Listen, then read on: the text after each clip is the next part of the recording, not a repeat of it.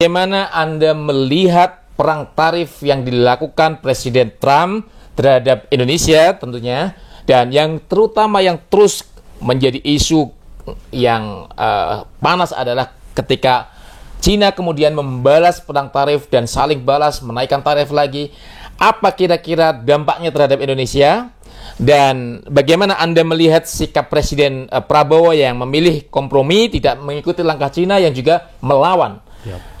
Secara umum, perang tarif yang dilakukan Presiden Trump ini seperti apa? Anda bisa memberikan penjelasan kepada sahabat PKB TV. Oke, terima kasih Mas Rohim. Pertama, ada lesson learned Mas di dunia, retaliasi yang terus berdampak ke melambatnya ekonomi global. Depresi tahun 29 misalnya, saat itu Amerika mengeluarkan kebijakan smooth holiday tarif terhadap 20.000 produk impor, dibalas oleh Kanada, Inggris dengan imperial preference. Akhirnya berdampak sampai terjadi perang dunia kedua. Kemudian ada lesson learned lagi tahun saat itu Mas, yang 1929 ekonomi global melambat minus 66%. Nah, kemudian krisis minyak tahun 73 dan 79 gitu, terjadi perang di Israel, antara Israel dengan koalisi Suriah, dilanjutin dengan embargo ekonomi, dibalas oleh Amerika dan sekutunya untuk melindungi produk dalam negeri dengan tarif gitu. Ekonomi melambat dari 5,65% menjadi 0,1%, 0,56%. Ekonomi menurun. Kemudian krisis minyak tahun 79 juga sama Mas. Ekonomi global melambat dari 4,18 menjadi 0,36. Kemudian perang Teluk ya sekitar 88 sampai 91, runtuhnya blok ekonomi. Ekonomi dunia juga melambat 4,55% menjadi hanya sekitar 1,21% tahun 91. Krisis 97 sampai 2008 ini ada progres yang bagus di konteks globalisasi dan perdagangan dunia, pasar bebas. Ada anti retaliasi. Saat itu negara mendorong untuk investasi besar-besaran, membuka pasar. Nah, kemudian terjadi retaliasi yang dilakukan oleh Mr. Trump saat itu menjabat presiden pertama ya. Perang dagang tahun 2018 itu juga berdampak penurunan ekonomi global 3,45 menjadi hanya dilanjuti dengan COVID, akhirnya minus 2%. Nah, itu 5 lesson learned yang akhirnya mengguiden untuk menghindari proteksionisme global. Semua negara berusaha melindungi industri dalam negeri. Kemudian karena khawatir permintaan turun, kemudian akhirnya lesson learned dari perang dunia kedua dulu Mas, dunia bersepakat di Bretton Woods saat itu untuk membentuk GATT, World Bank, IMF, GATT untuk meminimalisir proteksionisme. Kemudian tahun 1995 kita sudah bersepakat seluruh dunia bentuk namanya World Trade Organization. Nah, hari ini gitu terretaliasi yang di tarif resiprokal yang kemudian diikuti serangan balasan dari China. Sebenarnya latar belakangnya kan begini Mas, defisit neraca perdagangan Amerika itu terjadi misalnya sejak tahun 2001 hanya 411,81 miliar US dollar. Mulai 2021 defisit neraca perdagangan Amerika sudah di atas 1 triliun US dollar. Nah, 2018 kenapa Trump melancarkan perang dagang? Saya melihat karena saat itu 46% defisit neraca perdagangannya Amerika itu adalah dengan China. Gitu. Apakah ini bentuk kepanikan Trump terhadap defisit perdagangan itu? Sepertinya karena Amerika menganggap gitu bahwa ini adalah untuk kepentingan keamanan nasional, industri dalam negeri dipandang sebagai bagian keamanan internasional, maka dia melancarkan tarif resiprokal.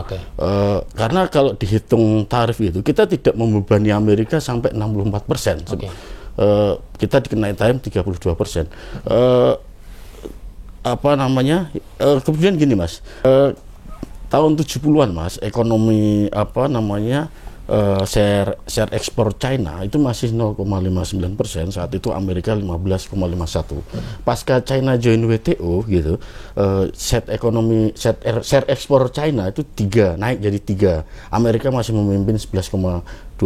Nah, mulai 2013 China mengungguli share ekspor global terhadap dari Amerika. 2003 ya? 2013. Oh, 2013. 2016 Amerika mengungguli, puncaknya sejak 2013 sampai sekarang share ekspor global itu didominasi oleh China. Tahun 2023 China sampai 14,33% dari total ekspor barang dan jasa. Amerika hanya 8,54. Artinya China ini nggak bisa dibiarkan ini. Kalau dibiarkan begini terus bahaya kan itu. Kalau kita lihat dari sisi United States, karena menganggap bahwa ini adalah kepentingan keamanan nasional, maka dia melakukan retaliasi. Pengalaman terjadi perang tarif tadi yang sudah saya ceritakan di awal, akhirnya berujung apa, Mas? Perang Dunia Kedua saat tahun 44. Eropa runtuh lantah.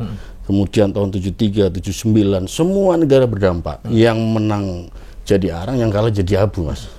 Nah, makanya pada konteks kepentingan nasional kita, tujuan ekspor terbesar kita gitu kan, itu pertama China, kemudian Amerika di tahun 2023, China, USA, Jepang, India, dan Singapura. Nah, kalau kita lihat dalam ini ya, share ekspor Indonesia, Mas, kita tergabung dalam BRICS, 9 negara itu. Itu 35% dari pasar ekspor kita. Termasuk di dalamnya China sekitar 23,59. Kemudian MIKTA, Meksiko, Indonesia, Korea, Turki, Australia, itu share ekspor kita terhadap negara anggota MIKTA itu 7,52%. Kemudian intra-ASEAN, Mas, 10 negara di Asia Tenggara itu 20,33%. Kemudian EU, Uni Eropa, 27 negara, totalnya itu 6,55. Plus dari Amerika 9,96%, 10% lah katakan. Itu totalnya 69%, Mas. Kalau tambah Jepang, Pakistan itu sudah di atas 70%. Saya tidak bicara untuk skip, kita tidak berdagang dengan Amerika ya, tapi kita harus menyiapkan untuk bergain of power dengan Amerika. Kita juga harus menyiapkan diversifikasi pasar. Pasar-pasar baru. Ya, misalnya kerjasama antara Indonesia dengan Uni Eropa sampai sekarang kan belum selesai nih pembahasan, Mas. Padahal tadi terhadap share ekspor kita itu menyumbang 6,55%. Dengan BRICS kita belum memaksimalkan pasar ekspor kita ke negara BRICS 35%. Kemudian di intra ASEAN, gitu, makanya kemarin tepat ada pertemuan antara Menteri Perdagangan se-ASEAN untuk menguatkan perdagangan bebas di level Asia Tenggara, karena 20% lebih ekspor kita ke ASEAN. Kemudian MIKTA, artinya begini, tarif resiprokal kita harus imbangi juga menyiapkan diversifikasi pasar. Sudah tepat misalnya Pak Prabowo, Presiden pemerintahan pada periode ini menyiapkan deregulasi. Karena case misalnya, Mas, untuk yang banyak dibicarakan oleh pengamat, industri alas kaki sama pakaian gitu, ya, kita kalah, Mas, dengan Vietnam, Bangladesh gitu. Nah, yang paling besar itu sektor produk ekspor kita ke Amerika, misalnya minyak kelapa sawit, Mas. Kita nomor 1 dunia. 85% kebutuhan minyak kelapa sawit Amerika itu dari Indonesia. 85%. Ya. Artinya apa? Posisi negosiasi yang sedang akan dilakukan dengan United States ini harus kita juga punya bargain of power. Bahwa kita punya produk, kita punya alternatif pasar sehingga bisa kembali lagi, karena memang kita tidak pernah menarif Amerika 64%. Kemudian ke beberapa negara, karena hitungannya tarif resiprokal kalau kita coba bedah, itu kan defisit neraca perdagangan Amerika terhadap negara tersebut, kemudian dibagi total ekspornya negara tersebut ke Amerika. Kesepakatan dalam WTO, kemudian NAFTA, perjanjian North Amerika, kemudian banyak fakta-fakta perjanjian ekonomi untuk saling pasar bebas gitu.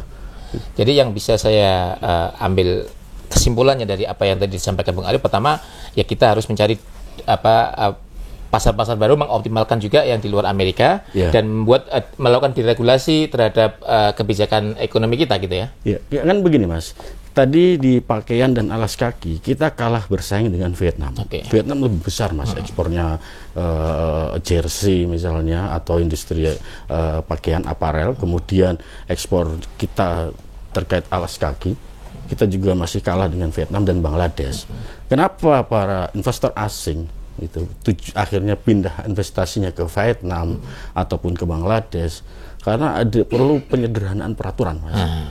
Dan beberapa diikuti dengan policy yang lainnya yang untuk mendukung easy doing to business. Kita bagaimana regulasi kita lebih adaptif terhadap investasi kan begitu.